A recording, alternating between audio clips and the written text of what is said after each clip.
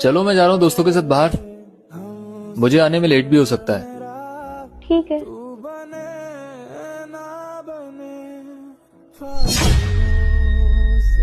मुझे आने में सुबह भी हो सकती है।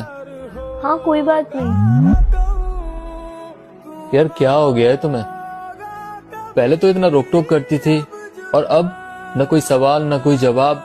अजीब इंसान हो यार। जब मैं पहले तुम्हें तुम्हारी फिक्र में रोकती थी, टोकती थी, तो बोलते हो तुम्हारे पीछे पड़ी रहती हूँ और मुझे मेरी औकात में रहना सिखाते हो। और अब जब ना मैं तुम्हें रोक रही हूँ, टोक रही हूँ, तो बोल रहे हो मैं तुम्हें कुछ बोलती क्यों नहीं।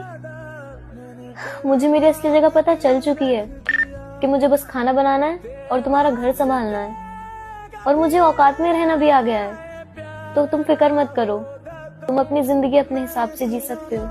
दिल रख दिया मैंने तेरा